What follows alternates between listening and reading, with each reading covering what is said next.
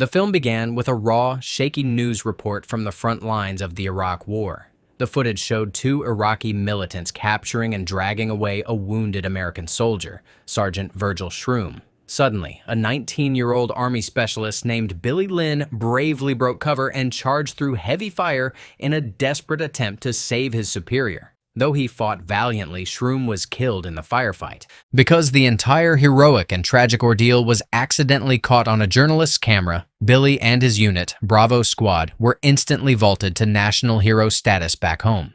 Billy received a Silver Star for his courage, and the entire squad was pulled from the battlefield and sent on a 2-week victory tour across the United States to be honored by a grateful nation.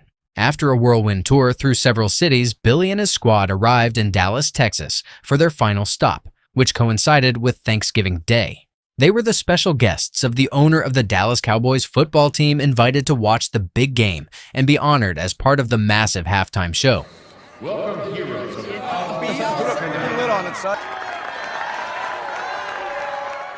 Running parallel to the patriotic celebration was a business deal. A slick film producer named Albert Brown was traveling with them, trying to get them to sell their life rights. He was promising each soldier a potential payday of $100,000 to turn their traumatic battle story into a Hollywood blockbuster. The surreal nature of their new reality was highlighted when a stretch limousine arrived to pick up the soldiers and their squad leader, Sergeant David Dime, and ferry them to the stadium led by the Dallas Cowboys PR, a man named Josh. Just 2 days prior, the squad had been standing in somber silence at Sergeant Shroom's funeral, paying their last respects to their fallen leader. The memory of that solemn event created a stark contrast to their arrival at the massive, roaring football stadium. As they were guided through the bustling crowds, the sensory overload of the celebration, the loud music, the cheering fans, and the general chaos began to overwhelm Billy. The experience triggered his PTSD, causing him to have a vivid hallucination where the stadium concourse transformed into a crowded Iraqi market. In the disorienting vision, he thought he saw the ghost of Sergeant Shroom standing just a few feet away from him, a quiet reminder of the trauma he was trying to keep buried. The real reason for Billy's presence in the Army was revealed in another flashback, this one to his last visit home. He was with his sister, Catherine, who showed him the extensive scars on her face and body. They weren't from an illness, but from a severe car accident that had required a series of expensive reconstructive surgeries. To make matters worse, her fiancé had abandoned her after the crash, leaving her and their family with a mountain of crippling medical debt. It became clear that Billy's decision to enlist wasn't born out of a sense of patriotic duty, but out of a desperate, loving act to get the money needed to pay for his sister's care, adding a layer of tragic irony to his newfound status as an American hero. A flashback revealed the messy, emotional truth of why Billy had joined the Army in the first place.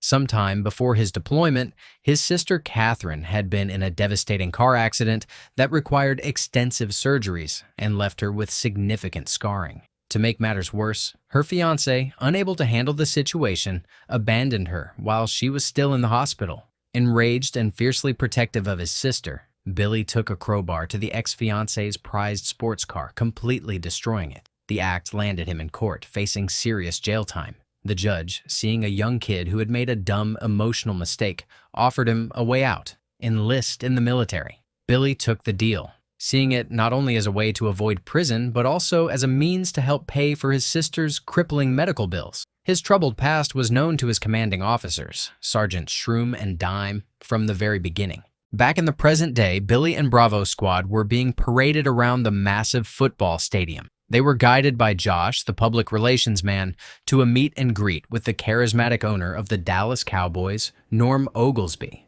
the very man who was considering investing in a movie about their story. Billy shook his hand, quietly hoping that the potential $100,000 payday from the film deal would be the answer to his family's financial problems. Afterwards, they were ushered into a press room for a conference with a group of journalists. They were peppered with questions about the firefight, with most of the praise being heaped upon Billy for his brave actions. He answered uncomfortably, explaining that what he did wasn't something to be proud of. It was simply his duty as a soldier to try and save his sergeant. During a break before the game started, Billy's mind drifted back to another memory from Iraq. He recalled a quiet, philosophical conversation with Sergeant Shroom, who had found a sense of peace by studying Hinduism. Shroom had tried to explain the concept of karma to Billy, advising him to find a way to accept his own life circumstances and to be true to himself. This memory of his wise, fallen mentor was then contrasted by a new, hopeful connection in the present. Then, Billy met a beautiful Dallas Cowboys cheerleader named Faison. They shared a brief, flirty conversation, a small moment of normal human connection that felt a world away from both the battlefield and the surreal spectacle of the victory tour. Later, Oglesby brought Billy and the squad to a lavish Thanksgiving dinner, where they shared stories and signed autographs for the football players before the game began. Then, as the game seconds away from starting, the national anthem thundered through the stadium. Billy was visibly moved, his hand over his heart, caught up in the powerful swell of patriotism. But the patriotism was complicated by his feelings for his family. Another flashback showed a tense and emotional conversation he had with Catherine during his short trip home. Terrified of losing him, she pleaded with him not to go back to Iraq. She had a plan she believed would keep her brother from re-entering the hellhole of the battlefield that strips the human rights out of someone. She wanted him to see a psychotherapist she had found, hoping that a diagnosis of PTSD would be enough to get him an honorable discharge from the army. But Billy refused. He explained to his distraught sister that he couldn't abandon his brothers in Bravo Squad. He had made a commitment to them, and his sense of duty and responsibility to the men he served with was a bond he was unwilling to break, no matter how much he wanted to stay home and be with her. Back in the present, while watching the first half of the football game, Billy's phone rang. It was the psychotherapist Catherine had arranged, making one last attempt to persuade him to seek a medical discharge from the army. The call only reinforced Billy's internal conflict, making him remember a recent conversation with Sergeant Dime, who had told him that he was one of the best soldiers he'd ever seen, and that Sergeant Shroom had been incredibly impressed with him. This praise from his military family made it even harder for him to consider leaving them. At the same time, the potential financial windfall from their story was looking less likely. The producer, Albert Brown, joined them in their seats and admitted that he still hadn't found a studio willing to fund the movie project, meaning the promised $100,000 checks were far from a sure thing. At that moment, Billy mentioned his budding connection with the cheerleader Faison, but Dime quickly shut it down, telling him to forget about women and keep his head focused on their impending return to duty in Iraq. A short while later, the PR man Josh came to collect the squad. It was time for the main event. Their appearance in the massive star-spangled halftime show. They were prepped to stand on stage alongside the world-famous pop group, Destiny's Child. But as they waited in the tunnel, the loud, chaotic environment sent Billy's mind reeling back to another mission in Iraq. A brief but vivid flashback of his squad rescuing soldiers who were pinned down by militants at a school. The roar of the stadium's fireworks and the thundering music that kicked off the show proved to be too much for one of his squad mates, whose PTSD was immediately triggered by the explosive sounds. The other members of Bravo Squad had to quickly calm him down, all while being pushed out onto the brightly lit stage.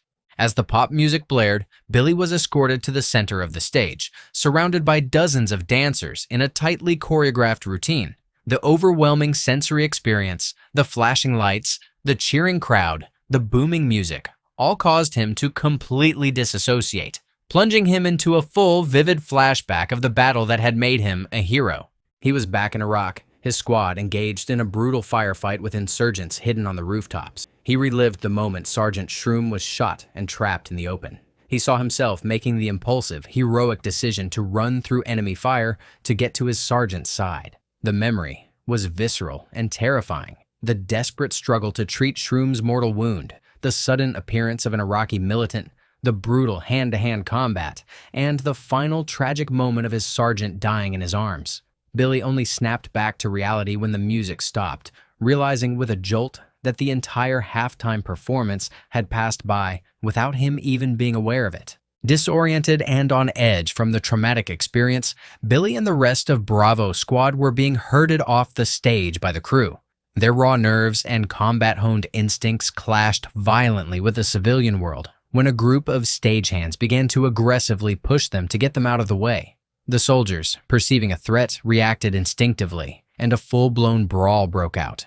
The fight was only broken up by the timely intervention of Faison and the other cheerleaders, whose calm presence was enough to de-escalate the tense and ugly situation, once again highlighting the massive gulf between the soldiers' reality and the spectacle they were expected to be a part of.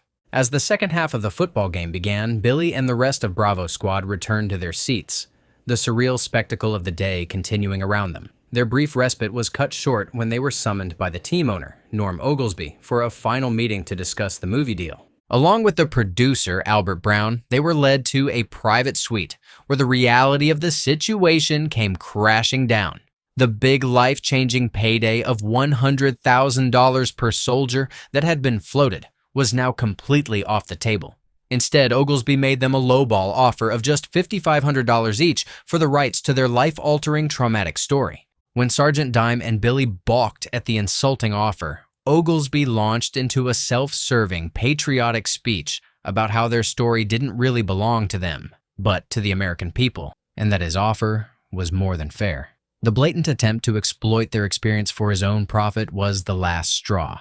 A disgusted Billy and Dime officially rejected the deal and walked out, realizing that the people who claimed to honor their sacrifice were only interested in profiting from it. Later, as Billy was heading out, the producer, Albert, caught up with him in a restroom. He quietly told Billy that he had done the right thing and that their story was worth far more than what Oglesby was willing to pay. As Billy was about to leave the stadium for good, the cheerleader, Faison, found him for one last goodbye. They shared a quiet, heartfelt moment, a brief and bittersweet connection, where they both acknowledged the chemistry between them but also the harsh reality of Billy's situation. He was a soldier and he had to go back to war.